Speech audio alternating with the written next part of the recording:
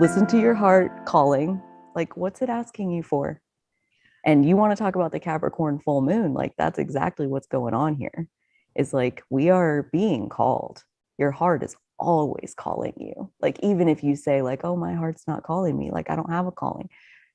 You have a soul, you have a heart. Like, there's a heart calling. And the sun in Cancer is like being like lighting up, being able to see what that heart calling looks like better than normal. And it also kind of lights up like, where are you in relation to it? And like on Friday, I was getting a lot of comments at the live stream about like Cancer season being like depressing and you're crying and it's hard, like it's emotional and it's hard.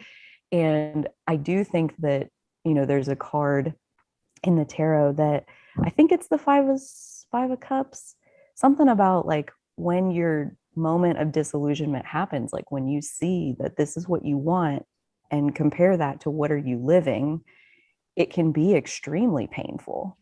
And then you have the Capricorn full moon that shows up to say, okay, but you can totally do something about it. You can totally build yourself a different life. Like, if that's what you want, you have the power. You are a sovereign being. You can make whatever choices, incremental, step by step choices can help you move towards closing the gap between what your heart is calling for and what you're actually living in real life. Or most of the time, we're human, it fluctuates. But yeah. Oh, I don't know where we started there. Oh, listen to your heart calling. That's what you said. Some people are better at that than others. You know, some people are just like located closer to their heart, like with their consciousness, I think. And other people come in and their consciousness is more like locked in their brain. I feel like I was one of those. Where if you had been talking to me about heart callings 10 years ago, I would have been like, get away from me. I have work to do. Like I don't have a heart. I don't have feelings. I don't have emotions. I don't have time for this conversation. That was me 10 years ago. So yeah, this concept of heart callings is even one to like open your heart to. Like, is your heart calling you? Is it asking for something?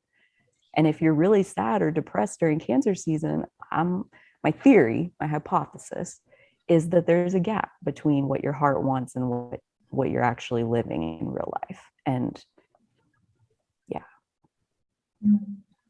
maybe it's a theory. Definitely. Something I've learned this Cancer season is that if you've not been, I don't want to say doing a good job, but if you haven't been super aware of your emotional management during all the other seasons, then Cancer season might hit you a little hard. And that's something I'm experiencing because I'm guilty of that.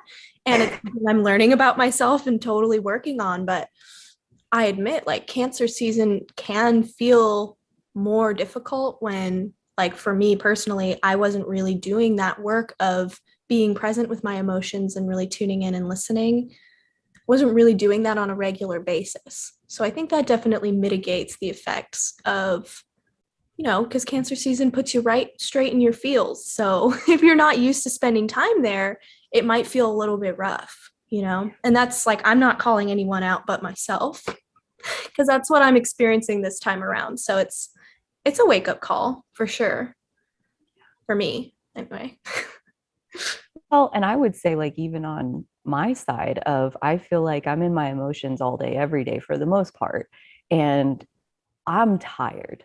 I'm sleepy. I need to be by myself and I want to mostly be asleep. Like, that's been the last like 3 weeks. And so I don't think it matters like how good or how often or whatever you're dealing with your emotions. Like, when the sun is in Cancer, like, it's asking us to nurture ourselves. Like, that's ultimately what I think the focus shifts. Like, the sun is the leader of the meeting or whatever. And so the leader of the meeting went into Cancer. Now the leader of the meeting is saying, like, what do you need?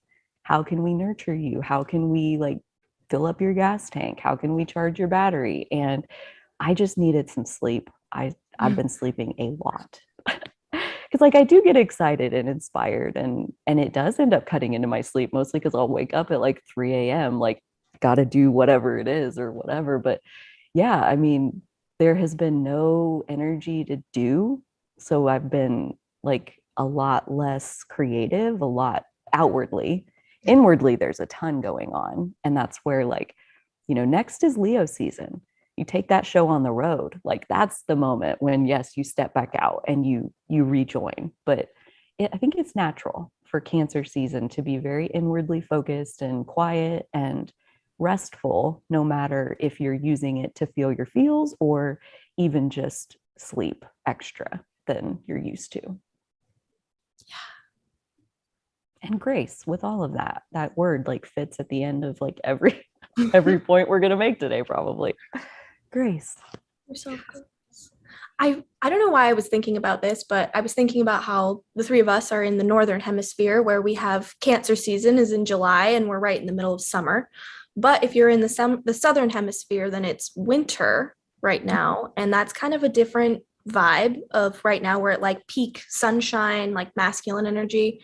And in the bottom half of the world, there's like more of the feminine, pared down, dying away energy, which feels maybe a little more conducive to Cancer energy, I guess. So I just wonder, I don't know if there's anybody watching that's in the Southern Hemisphere who experiences Cancer season in the winter. I just wonder if it's different or just how it feels, if the energy feels different because you're in a different time of the year, a different part of the yearly cycle of, our seasons. So I just wonder if the energy feels different, because that would also make Capricorn season in the summer, which feels, like the masculine energies really match up with that. So I just wonder what the experience is like. I'm not saying it's better or worse. I just wonder if it's different. Well, we have friends in where do they call in from? Like Australia or New Zealand or somewhere where they're, tell us, please. What's it like Cancer season in the summer or in the winter? Yeah, I think about our Southern Hemisphere friends too, just in general, like, what's it like? What's it like? For them, it's probably just like, well, what's it like for you guys? Unless they're visiting here, Yeah. They're like, it's just like it is. Yeah, right? Like the way it But it is curious. It is curious because it's the weather impacts, like, the weather does impact how we experience whatever it does, and geographical location, that's very interesting.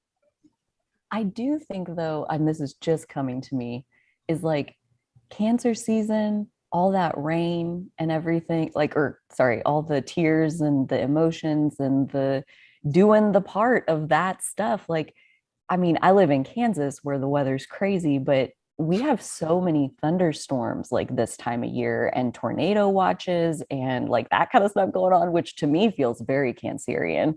Like, look out, there's a tornado that's going to like bust through here any moment. And that almost every single time, nobody's mad about any of it because the crops need rain. That like you can't do what you do in the summer without all of this rain and all of this like storming and weather and everything else. So like it's necessary for what's happening at that time. So I don't know if that helps or not, especially if you are having a harder time. Like, I do feel like the emotional processing that happens during Cancer, it does nourish the whole rest of the year, like it's kind of a small price to pay for what you get out of it or what you can get out of it. If you can realize that this is processing, like you're not just sitting in it, as much as it can feel like that a lot of times, like feels like the emotion is just there, but I promise it is moving.